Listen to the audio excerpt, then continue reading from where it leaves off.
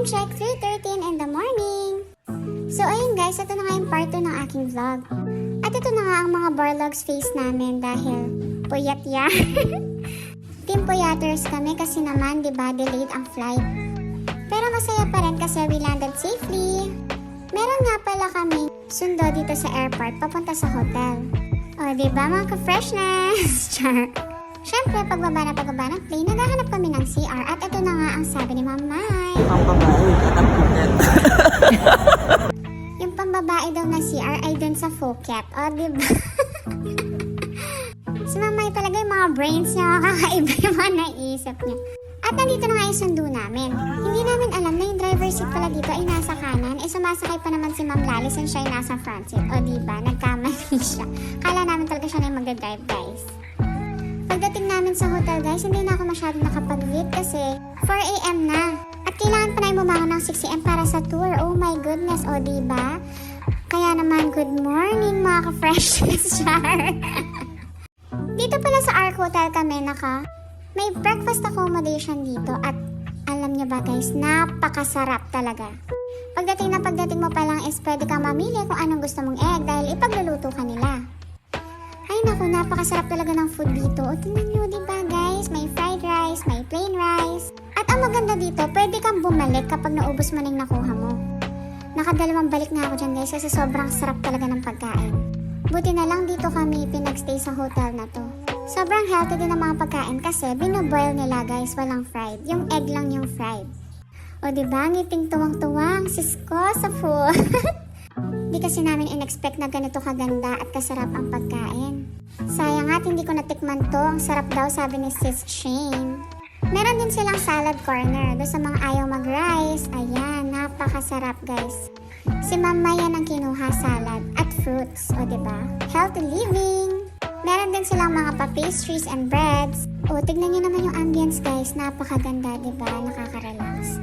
Meron din silang mga cereals kung ayaw nyo naman kumain ng rice or bread. Meron din silang machine para sa coffee. At ito na nga pala yung breakfast na kinuha namin. O diba, napakasarap guys.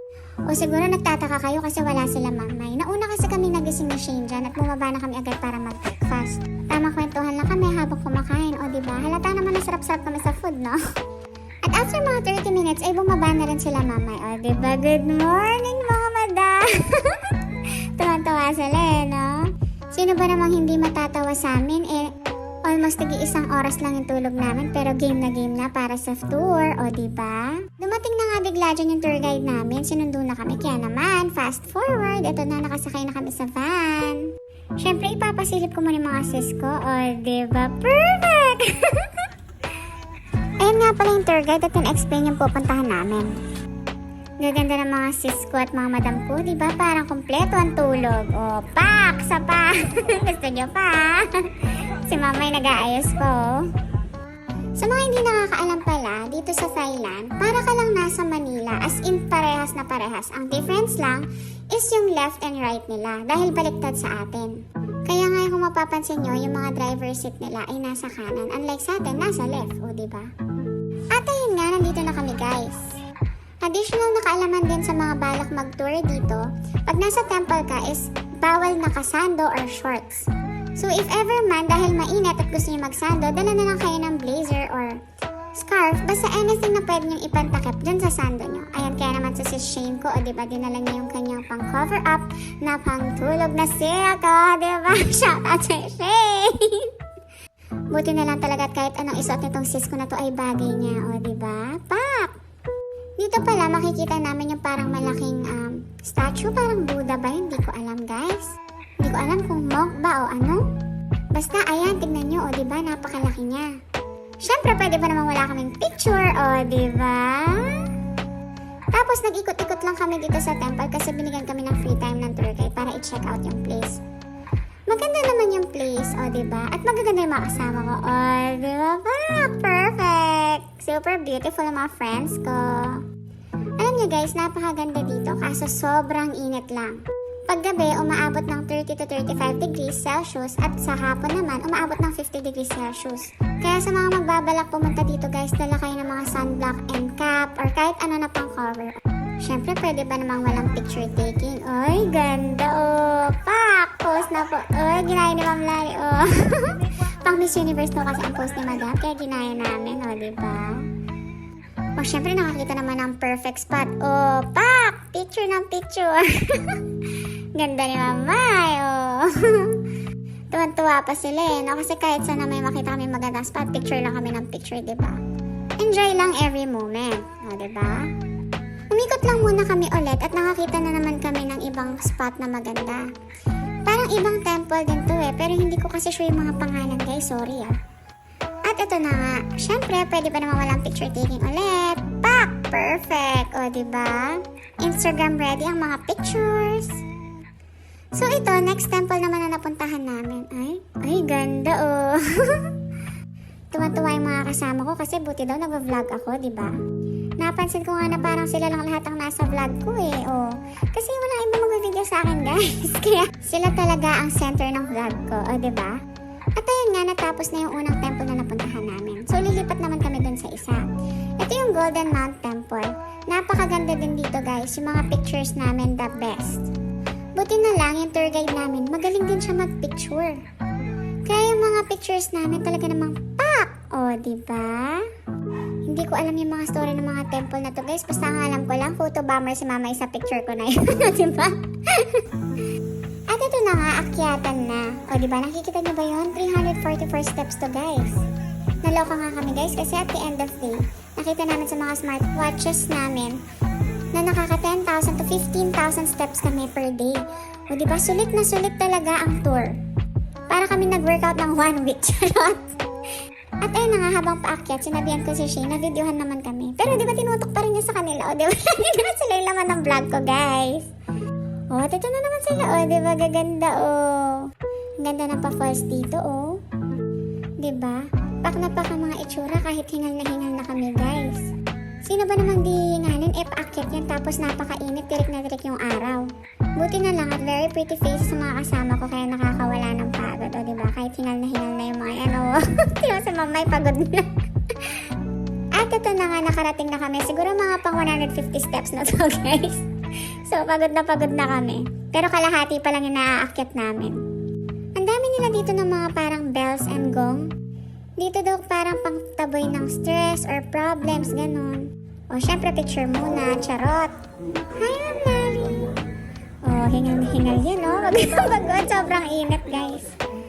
At ito na nga, umakit na ulit kami. Kaso nga lang, pagod pa sila mamay, kaya bumalik kami ni Shane, o, diba? Syempre, iniintindi namin yung mga boss namin, guys.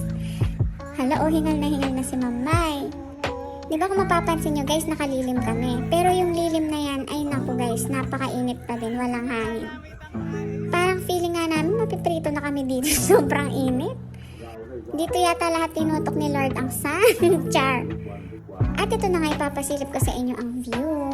Ayan, napakaganda.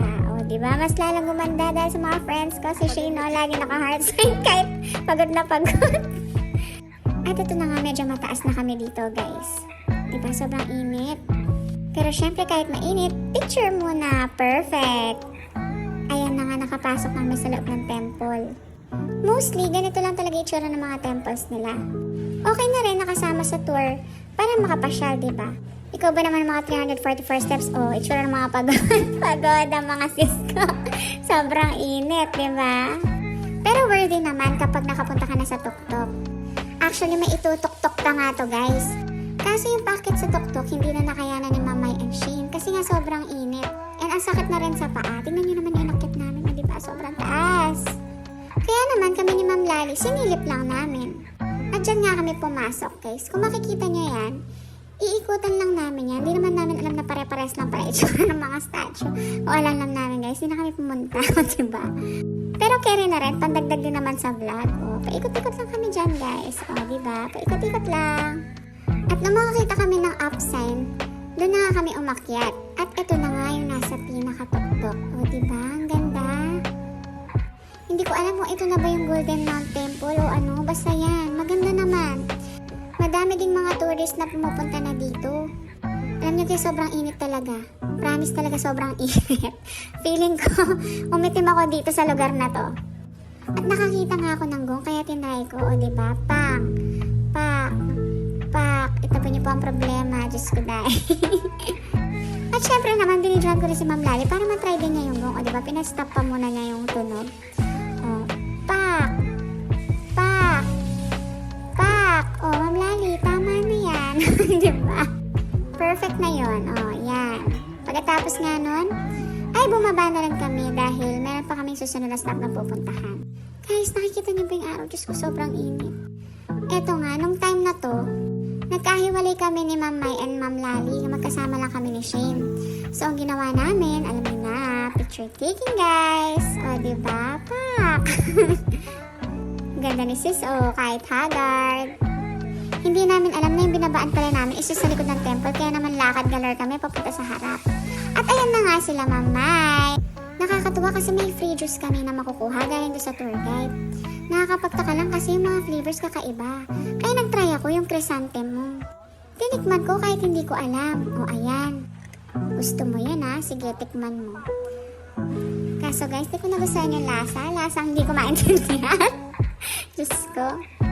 Ang masarap na flavor lang is yung lychee soda. Yun yung pinili ni Shane. The rest of the flavors, hindi ko na alam. I-judge nyo na pag nakapunta kayo dito guys. O diba? Perfect. At ayan na nga, paalis naman kami at nandito naman kami ngayon sa Gem Gallery. Actually, Gems Factory din to. Dito nila ginagawa yung mga alahas, ganyan. Yung mga mahilig sa mga bato-bato, ayan, dito kayo pumunta. Marami dito, guys. Tapos, mura din naman.